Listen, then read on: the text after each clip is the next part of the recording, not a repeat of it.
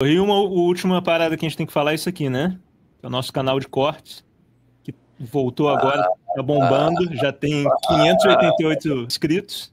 Pessoal, aí tem cortes maravilhosos, inscrevam-se no canal. Deixa eu perguntar ao meu amigo Renato. Eu preciso fazer uma pergunta para Vossa Senhoria. Eu tenho uma acusação grave que eu já fiz várias vezes e eu quero ver você se defendendo dela. Eu falei várias e várias vezes que Vossa Senhoria tem a reflexão tal qual o materialismo histórico dialético.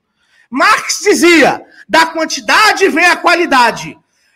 Ao fazermos uma determinada troca material, trocamos a ferramenta e temos uma nova era. Então ele dizia, me dê um moinho de vento e eu lhe dou o feudalismo. Me dê o carro a vapor e eu lhe dou o capitalismo. E você diz, me dê o Bitcoin e eu lhe dou a nova era.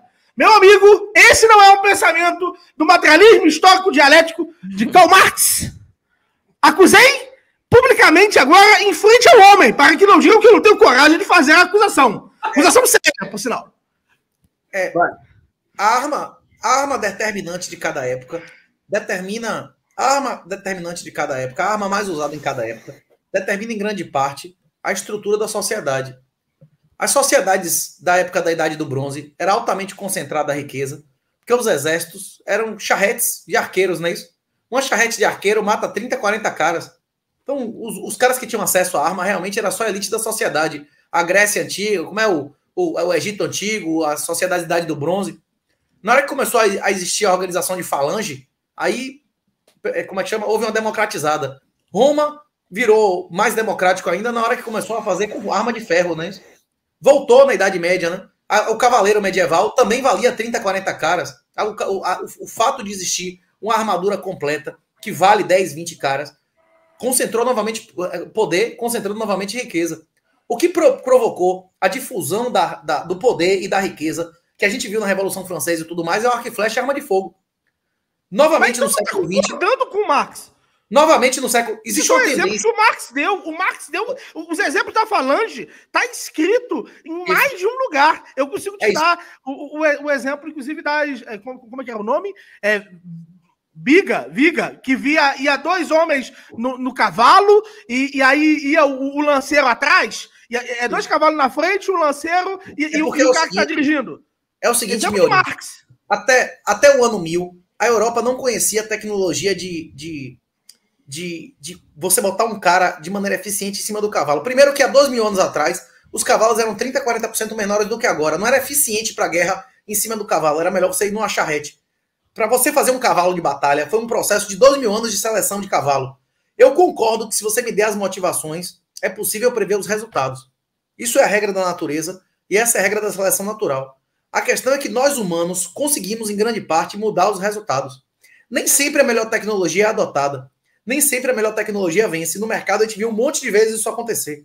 Não é certo que o Bitcoin vai ser a arma mais usada. Isso não é certo. O Bitcoin pode vencer e pode não vencer. Depende do que a gente está fazendo aqui.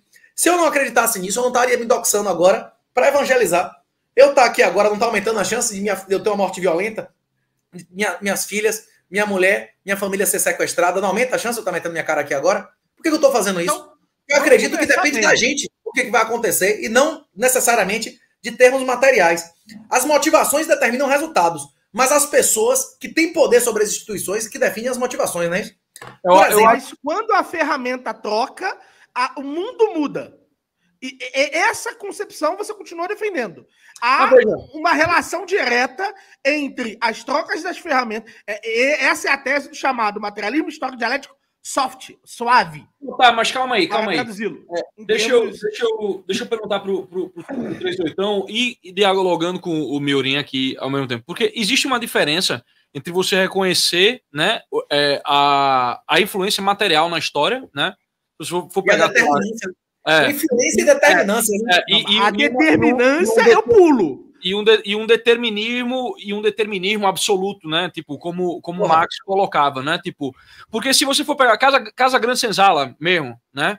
Tipo, Gilberto Freire está em diversos momentos colocando assim os utensílios, né? Tipo, analisando a comida, ele está analisando né, o tipo de moradia que se tinha, né, tipo, como o exemplo da Casa Grande, né, que você tem os alpendres e tudo mais, tipo, trazia a vida social para dentro do engenho e tudo mais. Então, e ele fala, tipo, não é porque eu estou colocando essas questões materiais que eu estou subscrevendo a um materialismo histórico absoluto, né? Tipo, um materialismo absoluto, ele é impensável, né? Tipo, mas nem o Marx defendia o materialismo absoluto. Uhum. O materialismo do Marx dizia única e exclusivamente a quantidade específica, ou seja, a condição gerada pela ferramenta, porque o homem para o Marx é o quê? O homem que faz ferramentas. Então começa pela definição do homem.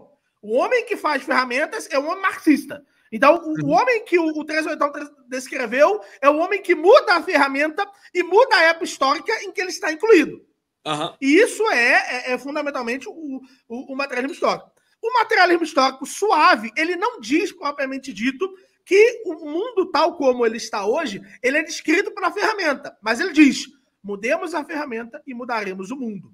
E aí eu preciso perguntar, 381, é possível que mudemos a ferramenta, que usemos o Bitcoin e os arranjos do mundo estejam exatamente, ou muito, não exatamente impossível, né? Mas próximos da realidade atual? É possível trocar a ferramenta monetária e não ter um mundo diferente? Tá, pronto. Uma boa pergunta, uma legítima pergunta. A questão que a gente está enfrentando na realidade hoje não é se mudando a ferramenta monetária nós vamos mudar o mundo. É quantos por cento das pessoas vão mudar a sua ferramenta monetária. E quem? A questão é essa.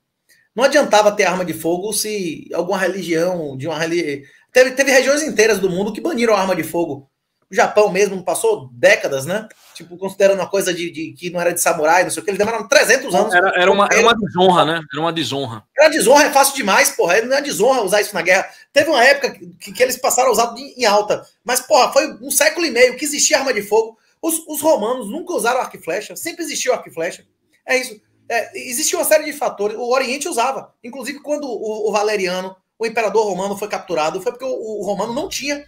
Ele tinha parado de usar naquela época a tiradeira e tal. Eles simplesmente não tinham armas de distância e os orientais tinham, né? Cavaleiros, e aí mataram o imperador romano em combate com muito mais quantidade de gente, mas não tinha arma de alcance, né? Então, é isso. A questão não é, se você mudar a moeda que você usa, você vai mudar sua preferência temporal. A questão é se 1%, 10%, 50% das pessoas vão usar isso. Se um país, 10%, 50% dos países vão assumir isso. Depende de pessoas. Não depende. E se eu disser que importa mais o porquê elas mudaram do que se elas mudaram?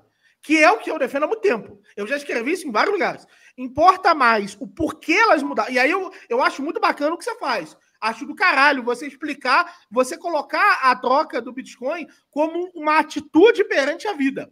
Mas, do ponto de vista, para a gente não cair no marxismo, tem que importar mais o porquê que ele está fazendo isso, com qual intenção, com a finalidade de criar qual efeito que a troca está sendo feita e não se ela vai acontecer. Se ela acontecer, se a mudança de paradigma sobre a reflexão que as pessoas estão tendo, ela não vai operar as mudanças que ela precisaria operar, que é o que eu defendo. Viu, Miorim? Se você crê mesmo que Jesus é o Senhor e Salvador, você não tem mais nenhuma dúvida em relação à predestinação. Porque se você mesmo crê sobre o Senhor, Jesus como Senhor e Salvador, você vai crer que a salvação é individual e que ele ama todos nós infinitamente e ele nos abençoa a todo minuto. Na hora que você reconhecer Jesus como Senhor e Salvador, você não vai mais se preocupar com predestinação, com porra nenhuma. É só gratidão, velho. Tipo assim, a salvação é individual. Qualquer pessoa, a qualquer momento, pode, porra, obter a salvação, não é isso? É uma oferta. Tá de graça, é uma graça. Literalmente é de graça, é uma graça, não é isso? A salvação é uma graça. A questão é que quantos e quem vão querer ser salvos e quantos e quem vão fazer parte do lago de fogo, aí é difícil dizer. Não, eu tô dizendo. Vai ter gente, daqui a 50 anos, tem gente que vive sem energia elétrica em casa ou não tem? Tem, porra. Tem gente que vive sem internet, tem gente que vive sem energia elétrica. Vai ter gente daqui a 50 anos que não vai tocar em Bitcoin. Agora, até esse vai se beneficiar. Tem um texto de um cara chamado O Bitcoin e os Pobres, que o Michel Popesco diz, inclusive, que o Bitcoin é a coisa mais conservadora desde a Elizabeth I. Ele diz, não, a Elizabeth I não. Ele é a coisa mais conservadora desde fucking Jesus Christ, não é isso? Que ele veio trazer, mudar a lei para a lei ser mais conservadora e mais dura do que era no passado. Então é isso. O Bitcoin o Bitcoin hoje já melhora a vida até de quem não toca em Bitcoin por demonetizar, por exemplo, o ouro. e baratear um monte de uso de ouro. Na hora que você demonetiza imóveis, que você demonetiza essas coisas que não deveriam ser reserva de valor e são as principais reservas de valor do mundo, você está encarecendo moradia, você está, enriquecendo bandido. O Bitcoin vai melhorar a vida até de quem não toca no Bitcoin. A grande questão não é como é que ele vai mudar o número, se o mundo vai ser modificado por ele, mas quantas pessoas vão aceitar essa modificação na vida delas, não é isso?